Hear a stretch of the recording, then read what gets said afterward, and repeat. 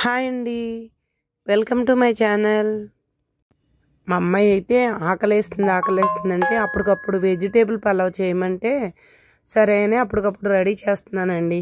ముందుగా ఒక చిన్న మాట, లోకులు మాట్లాడే మాటలను అస్సలు పట్టించుకోకు. ఎందుకంటే నీ ఇంటి బాధ్యతలను నువ్వే చెయ్యాలి కాబట్టి.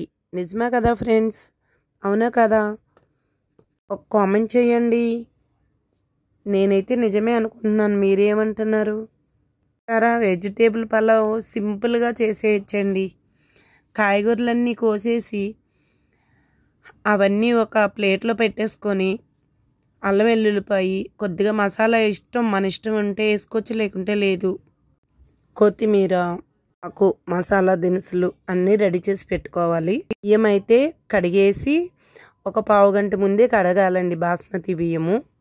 ఆయిల్ వేసి కొంచెం కొత్తిమీర, అల్లం వెల్లుల్లిపాయి, ఈ మసాలా దినుసులు వేసి కొంచెం వేపాలి.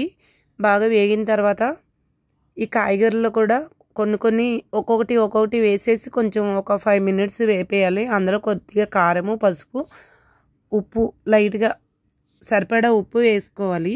వేసుకొని బాగా కలుపుకోవాలి. అలా కలుపుకొని ఉప్పు చూసుకోవాలి సరిపోయిందా లేదా అని, లేకుంటే కొంచెం వేసుకోవాలి సరిపోకపోతేని. తర్వాత అయితే మూత పెట్టేయాలి. పెట్టేసి ఒక పావు గంట సేపు మాత్రం వదిలేయాలండి. వదిలేస్తే పలావ్ రెడీ అయిపోతుంది. ఈలోపు నేను ఏం చేస్తున్నానంటే, అంతా చేసిన తర్వాత కొంచెం సామాన్లు మా పనమ్మాయి ఎక్కడక్కడ పెట్టేసింది. ఆ సామాన్లన్నీ సర్దుకుంటున్నానండి. ఇంట్లో పని చేస్తుంది కానీ అక్కడ పెట్టేస్తుంది కడిగేసి. తర్వాత వెనకాలన్నీ నేనే సర్దుకోవాలి. చూసారా? కొత్తిమీర అయితే మర్చిపోయానండి మధ్యలోని. కొత్తిమీర, పుదీనా ఇప్పుడు మధ్యలో వేసాను. వేగేటప్పుడు కూడా వేసుకోవాలి, బాగుంటుంది. మళ్ళీ ఒకసారి కలిపి మూత పెట్టేశానండి. పెట్టేసి ఈ సామాన్లన్నీ సర్దేశాను. చూసారా?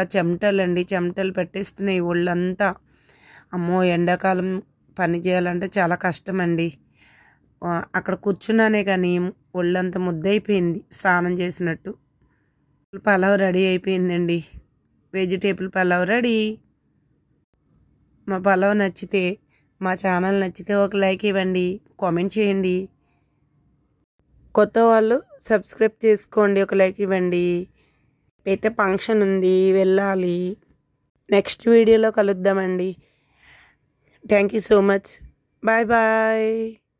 బాయ్.